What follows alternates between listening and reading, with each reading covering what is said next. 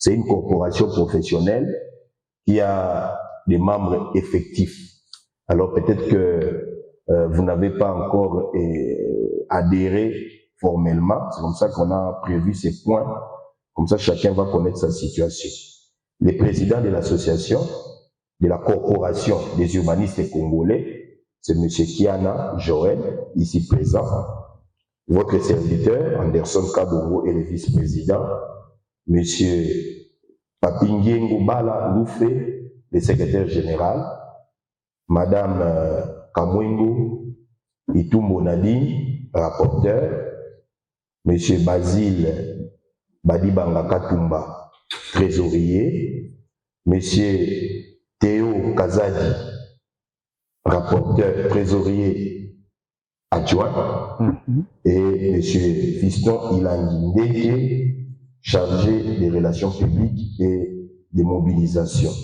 C'était l'organisation des élections du comité définitif, ce qui a fait que il y a une commission électorale qui a été mise en place pour élaborer le code et proposer un calendrier pour les organisations des élections. Le comité est là. D'ici là, ils seront là devant nous pour nous présenter le travail. Et autour de l'année 2024, plusieurs activités ont été organisées. Nous vous signalons que la Corporation des urbanistes congolais y a participé à plusieurs activités, notamment la lecture et la rélecture du Code de l'urbanisme, dont le vice-président Anderson Kabongo peut nous en dire plus. Il a pris part active à ces assises-là. Je crois que c'était au Roméo Golf. Oui. Et il y a eu des missions qui ont été effectuées dans les différentes provinces à l'est du pays.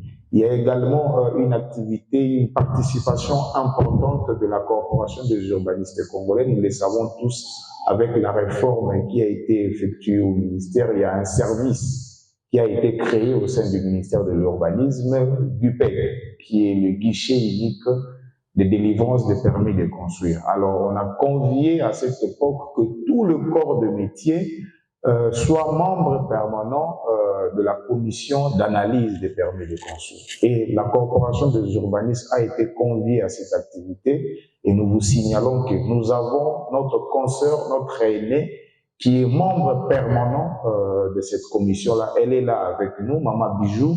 Vous pouvez soulever pour qu'on vous voie. Elle est de la première promotion. Elle est de la première promotion, donc Mayaya Nabiso Bangoana. Donc elle est là, elle est membre permanente de la du commission technique d'analyse de permis de construire au niveau du GUPEC. Donc aujourd'hui, savez-vous que s'il y a des permis de construire qui sont octroyés au niveau du GUPEC, donc la corporation est là, elle est responsable, donc nous qui sommes chefs de division dans des bureaux de délivrance des permis de construire, il faut faire attention. Donc, on nous fait aussi porter cette casquette-là de responsabilité. Donc, voilà pourquoi nous demandons à ce que nous soyons consciencieux dans les actes que nous posons, surtout pour nous qui sommes dans l'administration. Je parle de façon générale, moi je ne suis pas dans l'administration. Donc, voilà un peu. Et il y a une autre mission qui est vraiment, je crois que la mission principale quand cette corporation a été mise en place, c'était l'obtention de l'ordre national des urbanistes congolais. Depuis 2019, nous avons tenté, nous sommes toujours dans cette démarche-là, et la bonne nouvelle, c'est laquelle, pour cette législature, nous avons pu avoir le parrainage d'un député national qui a accepté d'accompagner la Corporation des urbanistes congolais pour que nous puissions avoir ce document, un grand document qui fera encore une fois de plus la force de notre corporation. Donc, voilà un peu de façon ramassée, pour ne pas perdre le temps, ce qui a résumé les grandes activités de la Corporation des urbanistes congolais. Le vice-président, avez-vous quelques points à ajouter? Merci beaucoup, Monsieur le Président. Je crois que l'essentiel venait d'être dit.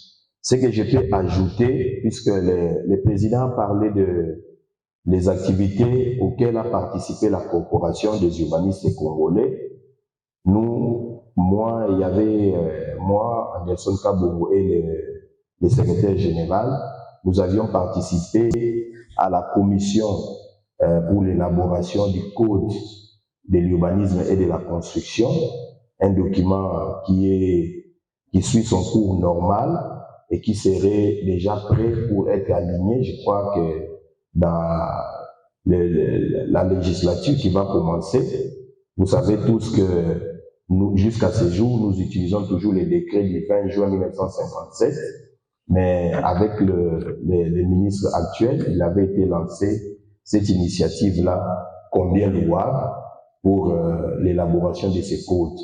Alors la corporation avait été conviée, nous avions participé aux ateliers, différents ateliers interprovinciaux. Moi, je m'étais retrouvé à Goma avec la consoeur Nadine.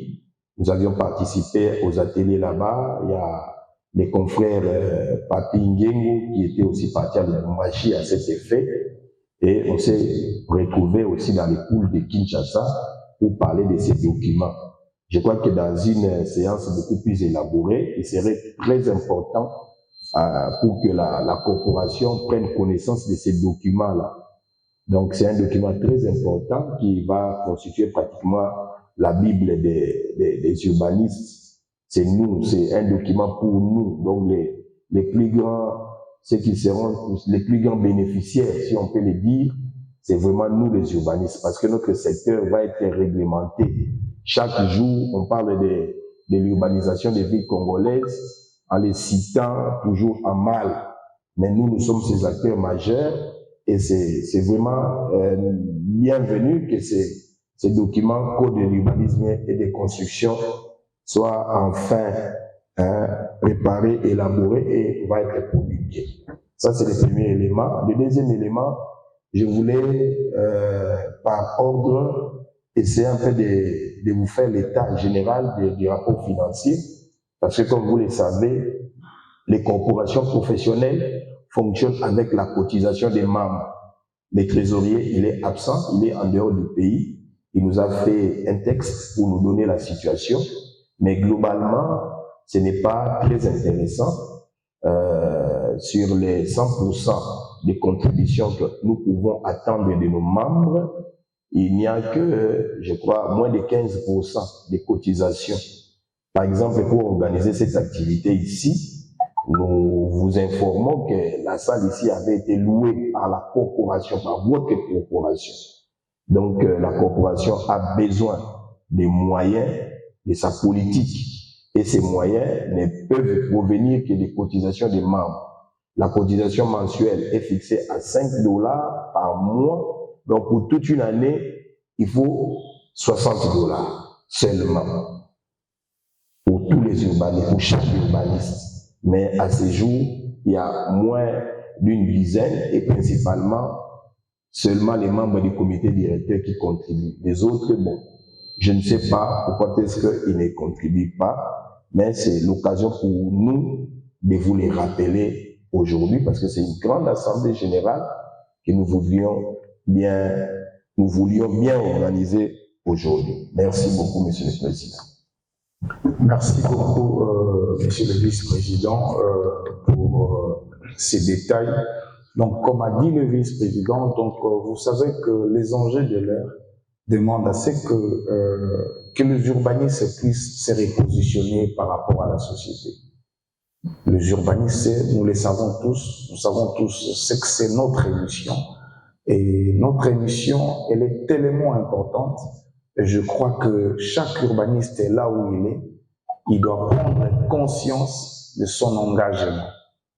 Je l'ai toujours dit, je continuerai toujours à le dire, nous partageons tous la responsabilité que l'histoire a placée entre nos mains.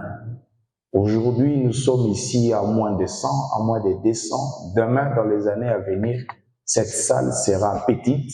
On trouvera un autre espace pour organiser des assemblées générales. Mais du moins, aujourd'hui, chacun de nous est en train de mettre sa main dans la pâte pour que demain, qu'on parle de l'urbanisme et à travers notre association. Je nous rassure, pour cette législature, nous allons bel et bien obtenir notre ordre national des urbanistes congolais, ce qui nous a rassuré le député qui a souhaité porter notre projet de loi, et c'est une urgence.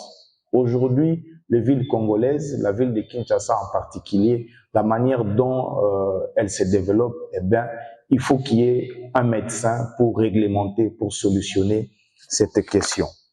Alors, pour ce qui est du cinquième point, le cinquième point portera sur calendrier de l'élection de membres du comité directeur de la Corporation des urbanistes congolais.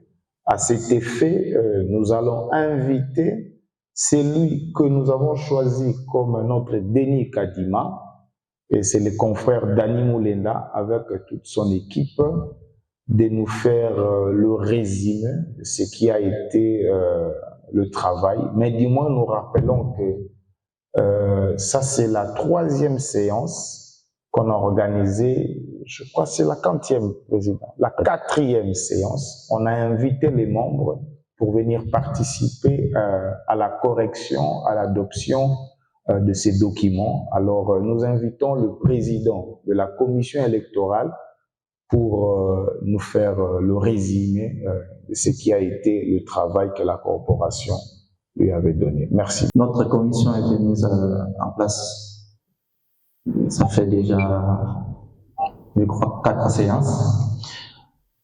On était chargé d'organiser les élections pour notre corporation et nous étions obligés d'élaborer le code électoral.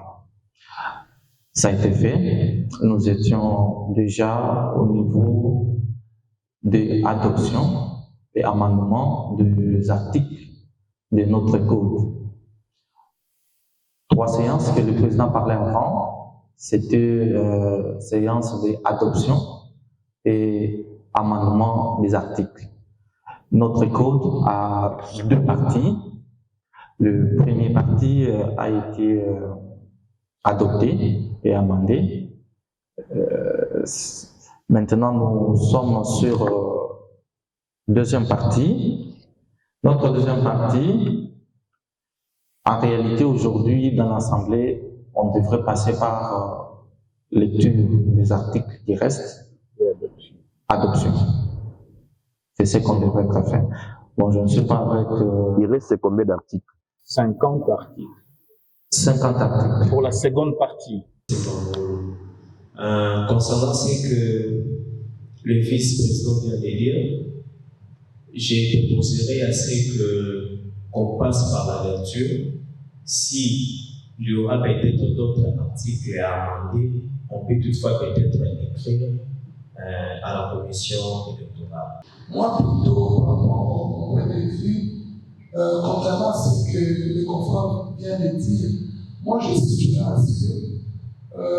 Comme il y a la voie électronique, si vous pouvez nous balancer ça, et chacun d'entre nous lit ça d'une manière là un peu attentionnelle, et puis s'il y a des amendements, on peut les faire en ligne pour gagner du temps, vu qu'on devait commencer à 10 heures, déjà 13 heures.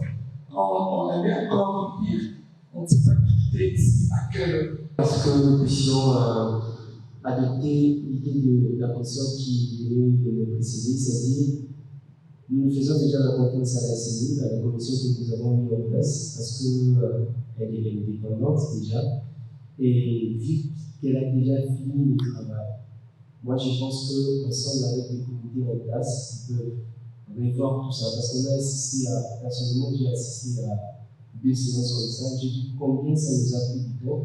Alors si c'est que nous puissions tourner sur ça, je pense qu'on va en quelque sorte perdre beaucoup de temps, encore un peu plus. Alors je souhaiterais à ce que la CENI avec le comité en place. Essayer de revoir ça. Une fois qu'ils finissent de revoir ça, ils envoient par voie électronique à tous les membres et les membres vont ensuite voir tout. Et puis, voilà, on répond par la même voie et on valide, ça va prendre moins de temps. Je reviens sur les propositions des confrères de balancer le document dans le groupe. Mais je tiens à vous rappeler que c'est depuis l'année passée que ce document est dans le forum. Le document est dans le forum. Depuis l'année passée. Ce document est dans le forum. Toutes les assemblées générales qui ont été convoquées avec salut, ce document est déjà à la disposition de tout le monde. Bon, l'idée de discuter en face a été élevée de manière à ce que les idées jaillissent. Mais si on doit débattre sur une plateforme, je ne sais pas, on va faire un appel Zoom qui, est-ce que ça sera par vidéo ou bien chacun va donner ses remarques. Bon, moi, je pensais peut-être revenir. La confiance à la commission électorale n'exclut pas non plus l'apport de l'Assemblée générale. Je pense personnellement que une activité, une séance en présentiel pour apporter des amendements et valider les inputs de la commission peut s'imposer. Et dans ce sens-là, en projetant la prochaine séance dans 1-2 semaines, 1 mois, le délai normalement des autres membres peut dépendre de ces temps. Donc, c'est-à-dire que la prochaine séance est dans 1 mois. Ok, on a encore 3 semaines. Et 1 semaine avant la séance payante, la commission a le temps de rassembler les avis de membres qui ont été exprimés par la voie électronique et venir soumettre à l'Assemblée générale et puis pour adoption. En faisant cela, je pense qu'il y a l'inclusivité qui pourra plus tard éviter les contestations. Pour moi, c'est une proposition qui, j'ai dit d'accord, c'est-à-dire que l'Assemblée peut continuer même dans les forums pour dire, on peut balancer le code en vous rappelant aussi que quelqu'un ne vient pas toucher ce que l'Assemblée a déjà fait, c'est-à-dire le premier parti. C'est nous ramener aussi en arrière. Ici, on doit toucher seulement les... Non, mais on balance seulement la deuxième partie, je crois. C'est ça, non? On va seulement balancer la seconde partie, étant donné que la première partie avait déjà été validée. C'est ça. Je crois que c'est comme ça. C'est ça le principe. Donc, on ne partagera que la seconde partie. Mais on met l'ensemble pour que la cohérence soit assurée. Mais maintenant, on ne travaillera que sur la seconde partie. C'est cette précision que je dis qu'il faut que nous puissions les préciser. Oui. Je sais qu'il y a des amis qui nous suivent en ligne maintenant là. Oui. Ils savent aussi que quand on va balancer, ça sera seulement la seconde partie qui sera traitée. Alors, autre chose, c'est que quand on envoie les avis par rapport aux articles, on doit être précis. Comme on le faisait enfin, parce que je sais que ça nous a pris du temps, mais on doit être précis. Article 3.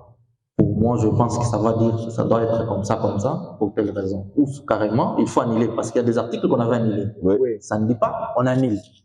Pour telle raison, ça nous permettra, c'est que le président, dans le forum, il peut organiser un jour, le soir, on se met là-bas pour recevoir maintenant les amendements des amis. Au lieu que ce soit celui qui les fait à 14h, l'autre amène une publication des politiciens à 12h, ça perd les idées qu'on avait. Quand on revient, on ne sait pas comment récolter les amendements des amis. C'est pourquoi moi j'étais en train de dire ici une activité en présentiel. J'étais en train de dire ici une séance en présentiel s'avère toujours important. Au-delà des inputs qui seront publiés, envoyés dans notre forum, mais du moins en tout cas une activité en présentiel est très importante. Nous signalons ici que et le comité directeur et la CENI, nous sommes en train de glisser. Donc nous avons largement dépassé le délai. Le délai qui a été confié à la CENI a largement dépassé. Voilà un peu. Donc soyons conséquents. Après les inputs, après avoir émis vos observations et avis, qu'est-ce qu'on doit faire? On considère les avis que les membres vont balancer, la CENI va travailler, il va publier directement le calendrier, il va tout faire et on convoque directement une assemblée élective. C'est ça la vraie question. La disposition est bel et bien élaborée. Ensemble ici, on peut adopter ce code électoral et je ne sais pas comment a dit le confrère Fred, on se fixe maintenant pour la convocation des élections. Si ça sera dans un mois, dans 2 jours, dans une semaine, et la CENI va nous balancer les calendriers. Parce qu'à notre niveau, au niveau de la commission, pour eux, le document est fait prêt. Mais dis-moi, ce document ne doit pas être adopté par la commission et le comité directeur. Raison pour laquelle on convoquait les assemblées pour venir valider, lire, relire et valider. Si on estime que la séance d'aujourd'hui, on considère que le travail qui a été fait par la commission, c'est un travail bon, ces documents est validé, il n'y a pas de problème. On sort ici avec un calendrier, on donne le travail à la CENI de nous proposer quel est le délai, quel est le calendrier, à quelle date nous pouvons convoquer les élections. Donc j'adhère à la proposition du confrère Fred et puis voilà. Merci, Président. Moi aussi, je crois que c'est une bonne idée, mais je reviens un peu sur ce que Odia a dit tout à l'heure. Il dit que nous allons faire des élections. Il ne faudra pas que nous fassions des élections qui soient porteurs de germes de contestation, hein, plus tard, ou qu'on laisse une porte ouverte à des élections. Mais, comme le président vient de le redire, si l'Assemblée générale estime que ce travail-là qui avait été fait est bon, en tout cas, il n'y a pas de problème. Je pense aussi que la commission électorale avait fait le travail jusqu'à proposer un calendrier. Je me rappelle avoir vu ce calendrier-là qui existait, seulement le calendrier était devenu caduc et qu'il faut l'actualiser. Et raison pour laquelle il y a cette assemblée ici aujourd'hui, le président l'a dit. Si l'Assemblée générale souveraine pense que ce travail-là tel que c'était fait, mais la commission vient de nous dire qu'il y avait seulement une première partie qui avait été validée, approuvée par tout le monde. Il y a une seconde partie, les 50 articles à peu près qui restaient, qu'on n'a pas abordés. Bon, maintenant, si l'Assemblée souveraine pense qu'on peut y passer cette activité-là et dire voilà le travail tel que fait, c'était bien, c'est l'Assemblée. Il y aura un procès verbal de cette Assemblée ici d'aujourd'hui et on va continuer. Voilà. Deuxième partie. Après la lecture de la deuxième partie, quelle est la prochaine étape?